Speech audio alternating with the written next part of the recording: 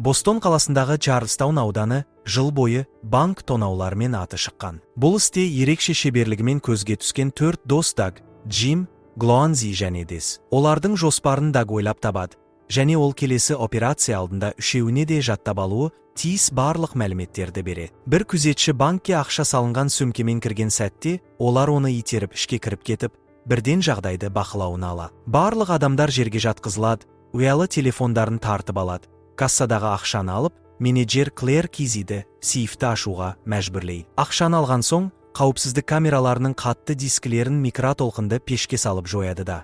Дыңқ қалдықтары қалмас үшін бүкіл жерге ағартқыш шашып шығады. Бұл уақытта Клэр аяғымен үнсіз дабыл түймесін басып тұрады.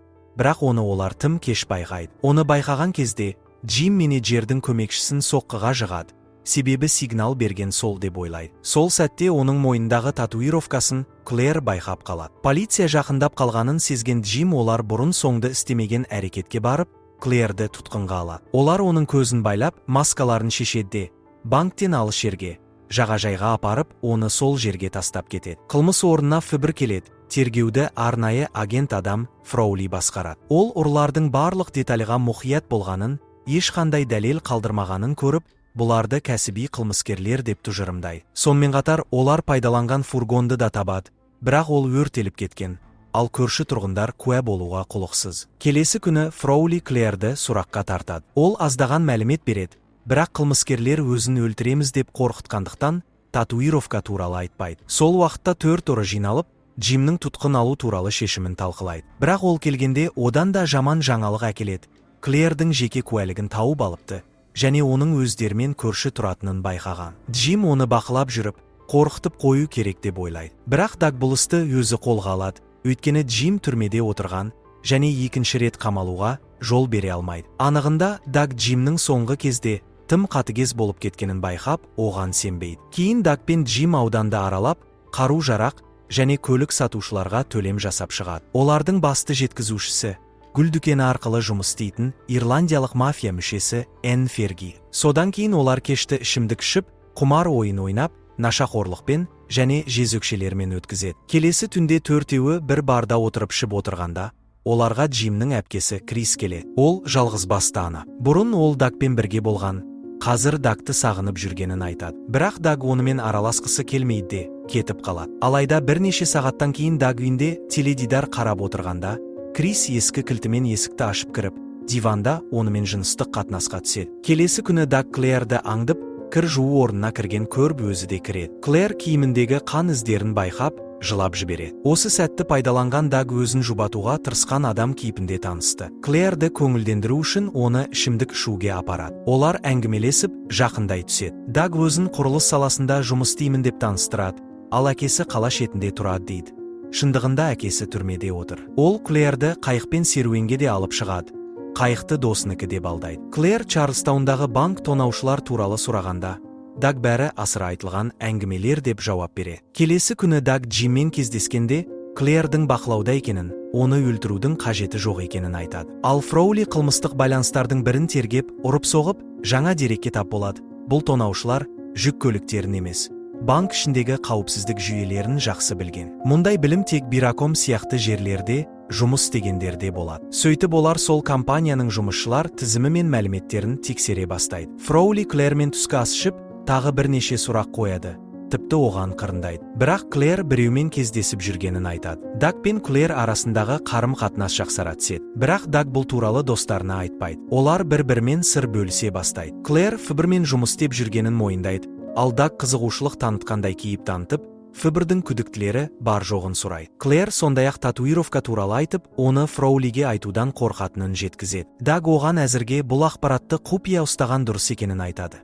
Қажет кезінде қолданатын козыр ретінде. Бір кездесулерінде Клэр кейде үйіне ұзақ жолмен баруға мәжбүр екенін, себебі бір топ бұзақы қалыпты жолмен өтсе, көлігіне бөтелке лақтыратынын айтады. Сол түні Даг Джимді ертіп алып, әлгі бұзақыларды қорқытуға барады. Даг оларды ұрып, есірткі салып кетіп, демалысқа дейін көшіп кетсін дейді. Алайда Джим өзін ұстай алмай, біреуінің аяғынан атып, бетпердесін шешіп, түрін көрсетіп кетеді. Даг оның соңғы кезде тым қатыгез болып кеткеніне алаңдайды. Осы уақытта Фроули Дестің Биракомда жұмыс істейтінін, оның еңбек демалысы бірнеше тонаулармен сәйкес келетінін анықтайды. Бұл арқылы олар Десттің отбасылық кешіне барып, барлық топ мүшелерінің кім екенін анықтайды. Бірақ дәлел жетіспейді. Әзірге Фроули барлық 4 күдіктіге жасырын бақылау орнатады. Күн шуақты күні түскі ас ішіп отырғанда, Клэр бұл ауа райының оған ағасының қайтыс болған күнін еске түсіретінін айтады. Ол дәретханаға кеткенде, кенеттен Джим келіп, Дагпен бірге отырады. Даг енді оның шындықты біліп қоя ма деп қатты қобалжиды. Клэр қайтып келгенде, Джим оны танығанын білдірмей, сөйлесе кетеді. Бірақ кетер кезде Даг сылтауратып орнынан тұрып, Джимнің мойнындағы татуировканы жасыру үшін қолымен жауып тұрады. Кейін Джим Дагпен жеке сөйлесіп, Клэрмен жақын болу, топты әшкерелеудің жолы дейді. Ол бұл туралы басқа ешкімге айтпаған, бірақ Дагты келесі тапсырмаға шоғырлануға шақырады. Даг бұл жолы бірге істейтін топ мүшелеріне сенбейтінін, сондықтан бұл істі кейінге қалдыру керек деп есептейді. Бірақ Джим көнбейді. Даг келіседі, бірақ бір шартпен. Бұл оның соңғы тонауы болады. Кейін Даг түрмеде отырған әкесіне барып, біраз уақытқа кетуі мүмкін екенін, және анасын неге іздемегенін сұрайды. Әкесі, ана болғысы келмейтін адамнан ана жасай алмайсың, деп жауап береді. Жұма күні жаңа тапсырма басталады. Олар жалған дәлел жасау үшін сұлулық салоннан шаш жинап, денелерін жақсылап жуады.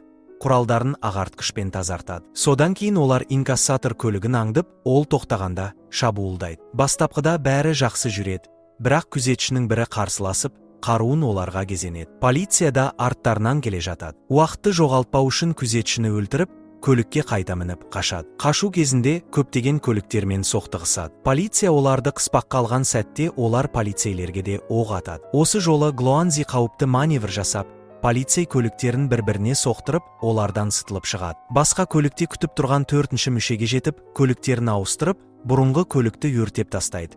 Осылайша полиция жолды жаба алмайды. Фроули кеңседен бәрін бақылап отырып, көпірді жабуға бұйрық береді.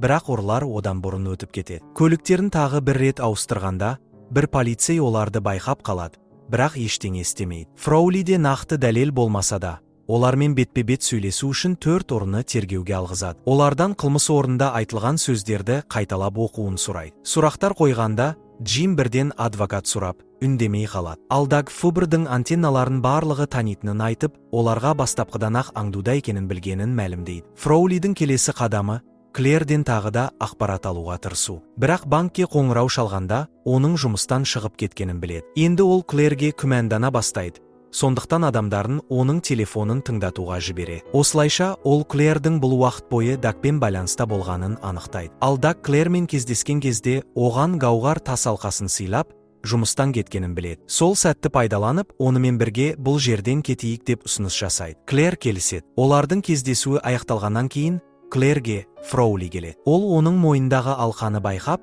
содан кейін Дагтың жекесін көрсетіп, шындықты айтады. Осы уақытта Даг Джиммен кездеседі. Ол Фергиден жаңа жұмыс алып келген. Бірақ Даг бұл жұмыстан бас тартып, басқа біреуді тап дегенді айтады.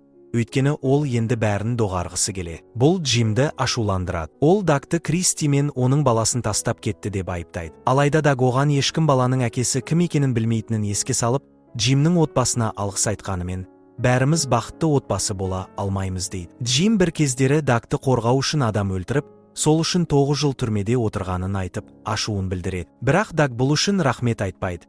Жұмысқа қайта оралмайтынын нақты жеткізеді. Кейін Даг Фергиге барып, бұл істен бас тартатынын айтады. Бірақ Ферги бұған қарсы. Оның айтуынша Даг бұл топтың миы, ал оның әкесі де бір кездері жеке әрекет етпек болып, Фергидің анасына есірткі әкеліп берген, және анасы есірткіден көз жұмған. Бұл шындықты Дагқа осы уақытқа дейін ешкім айтпаған. Егер Даг жұмысты қабылдамаса, Ферги оның анасымен не істесе, Клэрге де соны жасаймын деп қорқытады. Даг бірден Клэрдің үйіне барып, оның аман екеніне көз жеткізгісі келеді.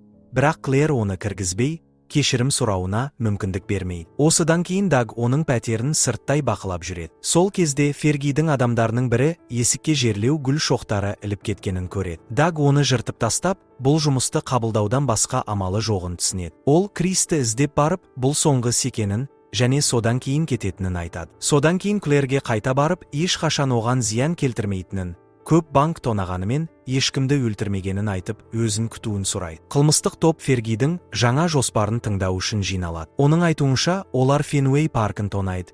Бұл бейсбол маусымының үлкен ойыннан кейінгі таң, және сейфтер толы уақыт. Жоспар егжей-тегжейлі қаралады. Сол уақытта Фроули барда Криспен әңгімелесіп, оны әлсіз буын ретінде пайдаланбақшы болады. Ол алғашында әзіл қалжыңмен сөйлесіп, кейін төс белгісін көрсетіп, оның Ферги үшін есірткі тасушы екенін білетінін меңзейді. Крис адвокат сұраған кезде Фроули шабуылға көшіп, Даг оған ешқашан гауғар тасалқа сыйламағанын айтады. Осылайша қызғаныш пен сатқындық дәнін себеді. Крис оған жалған ақпарат береді. Сондықтан операция күні Фроули мен оның адамдары қате жүк көлігін аңдиды. Сол күні Крис Дагқа келіп, қасына алып кетуін сұрайды. Ол да жаңа өмір бастағысы келеді. Бірақ Даг оның бұл өтінішін қабылдамай, өзге біреумен кететінін айтып, шығарып жібереді. Кейін Крис көлігін мас күйінде жүргізіп, апатқа ұшырап, ауруханаға түседі. Фроули оны тауып алып, егер ол ақпарат берсе, өзінде баласында қорғауға уәде береді. Өзін үнемі пайдаланатындай сезінген Крис ақыры беріліп, Фенуэй паркын тонау жоспары туралы айтып қояды. Бұл уақытта Дес өз электротехника білімі арқылы дабыл жүйесімен қауіпсіздік камераларын өшіреді. Ал Даг пен Джим полиция қызметкерлерінің киімін киіп, Фергидің байланысы арқылы стадионға кіргізіледі. Олар бірқатар қызметкерлер мен күзетшілерге тап болады. Полиция кейпіндегі әрекеттері нәтиже бермеген соң, олар қаруларын шығарып, адамдарды жерге жатқызып, қолдарын байлап тастайды. Кейін олар ақша сақталған бөлмеге көтеріліп, қызметкерлерге есікті ашыңдар деп бұйырады. Егер қате әрекет жасаса атып тастайтынын айтып қорқытады. Әрине, қызметкерлер оларды кіргізеді. Сөмкелерін ақшамен толтырып алған соң, олар автотұраққа шығады. Онда Глоэнзи мен Дес жедел жәрдем көлігімен күтіп отыр. Фибр стадионның айналасын қоршап үлгерген болатын. Джим олардың жақындап қалғанын көріп, бірден оқ жаудырады. Ұрылар мен агенттер арасында атыс басталады. Глоэнзи оқ тиіп жараланады, бірақ абырой болғанда оқ кеудесіне, бронды жилетке тиеді. Қалған үшеуі атысты жалғастырып жатқанда, Дес жасырын өтіп барып есікті қайта ашады.